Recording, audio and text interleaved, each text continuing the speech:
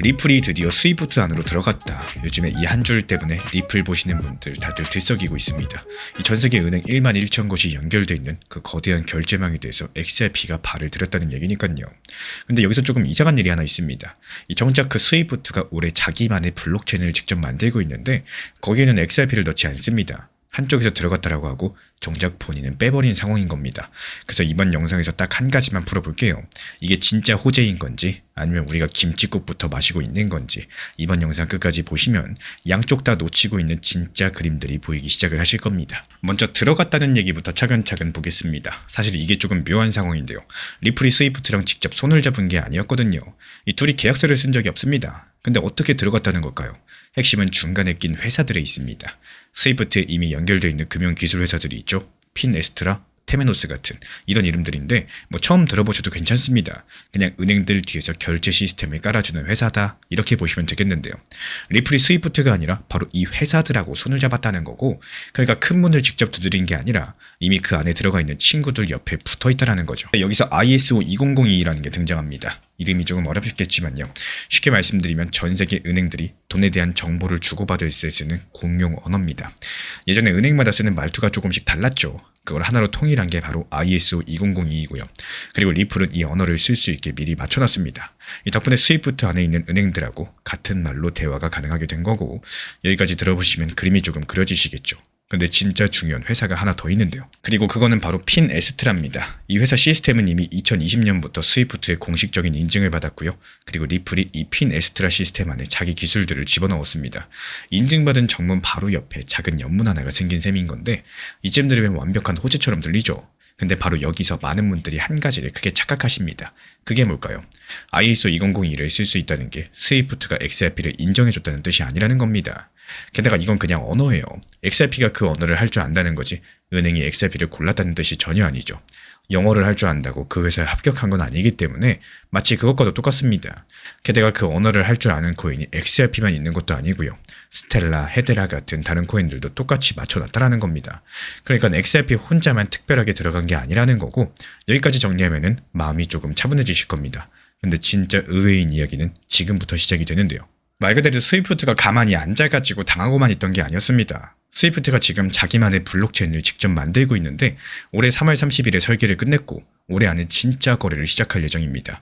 이 전 세계 큰 은행 30곳 넘게 같이 참여를 하고 있는데요. JP모건이나 HSBC 같은 곳들. 근데 여기서 결정적인 게 이 블록체인은 XRP가 없다는 사실들입니다. 그리고 자기들만의 코인도 만들지 않습니다. 이더리움의 기술을 빌려서 만들고 있죠. 연문은 열려 있는데 정작 스위프트가 새로 짓는 건물엔 XRP 자리가 없다라는 사실이에요. 이쯤 되면 조금 헷갈리시겠죠. 아니 들어갔다는데 왜 본인이 만든 데는 뺐다고 그러냐. 도대체 뭐가 맞는 거냐. 호재라던 그 얘기들 혹시 그냥 희망 회로였던 거냐. 근데 여기서 진짜 핵심을 한 가지 짚어보셔야 되는데, 이걸 알면은 그림이 완전히 달라지게 될 거예요. 스위프트가요, 원래부터 어느 한 편을 들어주는 곳이 아니죠. 스위프트는 그냥 돈이 오고 가게 해주는 통로입니다. 어떤 코인을 써라 이렇게 정해주는 것이 아니죠. 근데 한번 잘 생각을 해보세요. 여기서 편을 들어주지 않는다라는 거는 XRP를 골라주지도 않겠지만 동시에 막지도 않는다는 뜻이겠습니다. 그럼 그걸 누가 정하느냐? 바로 아까 그 중간 회사들, 핀에스트라 같은 곳들. 어떤 돈을 그 통로에 흘려보낼지는 스위프트가 아니라 이 회사들이 정한다는 거고, 그리고 그 회사들 시스템 안에는 이미 리플 기술이 들어가 있는 상황이죠. 그러니까 그림이 이렇게 그려집니다. 스위프트는 중립이고 통로만 깔아주고 있다는 사실, 그리고 그 통로에 XRP를 태울지 말지는 은행과 중간 회사들이 정한다는 겁니다. 그리고 그 길에 대해서는 이미 일부 깔려있기 때문에 여기서 오해 한 가지만 풀고 가자면요.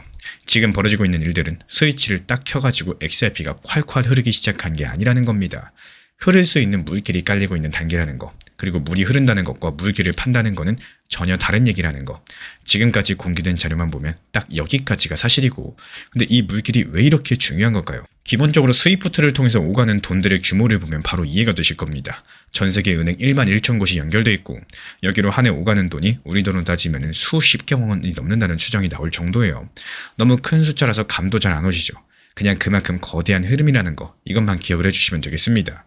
이 어마어마한 흐름의 아주 작은 일부만 XRP 쪽으로 오더라도 그 의미는 우리가 상상하는 것 이상이겠고, 그래서 이제 가장 궁금한 질문이 남아요. 앞으로 이건 어떻게 흘러갈 수 있을까요? 제가 바라보는 관점은 스위프트의 새 블록체인은 다른 시스템하고 쉽게 연결되도록 만들어지고 있다는 겁니다. 이더리움 기술을 가져다 쓰는 것도 그것 때문이에요. 그래서 XRP가 그 안에 직접 바뀌진 않더라도 옆에 연결된 통로를 통해서 돈을 빠르게 옮기는 수단으로 쓰일 길은 열려 있습니다. 리플 기술이 이미 그 중간 회사들 안에 들어가 있기 때문에 지금 흐름상으로 봤을 때 가장 자연스러운 시나리오는 오히려 이쪽이라는 거예요. 결국에 XRP가 스위프트에 연결된 건 직접 계약이 아니라 중간 회사들을 통한 우회로고, 스위프트는 자기 블록체인에는 XRP를 넣지 않았지만 어느 편도 들지 않는 중립이라서 막지도 않습니다. 그리고 지금은 물이 흐르는 단계가 아니라 물길이 깔리고 있는 단계이기 때문에 마지막으로 하나만 같이 한번 생각을 해보죠. 그 물길에 진짜로 물이 흐르기 시작한 순간 과연 무엇을 보고 알 수 있을까요? 다음 영상에서 바로 그 신호들 함께 짚어드려 보도록 하겠습니다. 지금 시장에선 무조건 따라가는 매매보다는 오히려 흐름들을 이해하고 활용할 수 있는 매매가 더 중요하다는 말씀을 드리고 싶어요. 한번 예를 들어 볼까요? XRP만 계속 바라보면서 언제 상승하나 이런 것들만 기다리고 있다 보면은 오히려 시장 전체는 움직임을 보여주는데 나만 답답하게 느껴질 수 있겠습니다. 반대로 시장을 조금 더 넓게 바라보시면 리플이 쉬어가는 동안에 다른 종목들이 움직임을 보여주는 경우도 발견할 수 있게 되는데요. 누군가가 이런 흐름들을 활용해가지고 수익을 만들고 그 자금으로 평균 단가에 대해서 낮추거나 다음 기회를 준비하기도 합니다. 물론 리플 XRP에 대해서 중장기 보유하는 것들이 맞을 수도 있겠고요. 또 다른 전략들을 병행하는 것이 맞을 수도 있겠지만 이 투자에서 정답 자체가 없기 때문에 중요한 거는 현재 내 방식 자체가 시장에 맞고 아니면 시장과는 어긋나 있는지 점검하는 시간이 가장 중요하다. 이 말씀을 드리고 싶어요. 결국에 같은 시장에서도 어떤 관점으로 바라보느냐, 여기에 따라서 기회가 될 수도 있고 스트레스가 될 수 있다는 사실들을 기억해 주시기 바랍니다. 최근에 시장이 너무 답답하다 보니까 정보방 입장에 대해서 문의 주시는 분들께서 많아지셨어요. 먼저 제일 중요하지만요. 제가 안내드리는 모든 정보방은 업비트, 빗썸, 현물 매매로서만 안내 도움드리고 있습니다. 지금 화면에 보이시는 번호나 혹은 댓글 링크에 있는 신청란을 통해서 신청 주시면은 안내를 도움드리고 있고요. 이 세 가지 방 중에 필요로 하신 방을 체크해서 신청 주시면은 필요로 하신 방에 맞춰가지고 입장 안내드리고 있습니다. 먼저 리플 전용방 같은 경우에 리플에 대한 중요 이슈, 그리고 리플에 대한 단기 저점과 단기 고점, 중장기적으로 보는 중요 타점 같은 핵심 내용에 대해서 안내드리고 있기 때문에 영상 시청해주시는 우리 구독자분들께서 리플이라는 코인이 장기적으로 좋다라는 건 알고는 있지만 현재 같은 시장에서는 많은 답답함을 느끼시는 분들께서 정말로 많이 계실 거라고 생각을 합니다.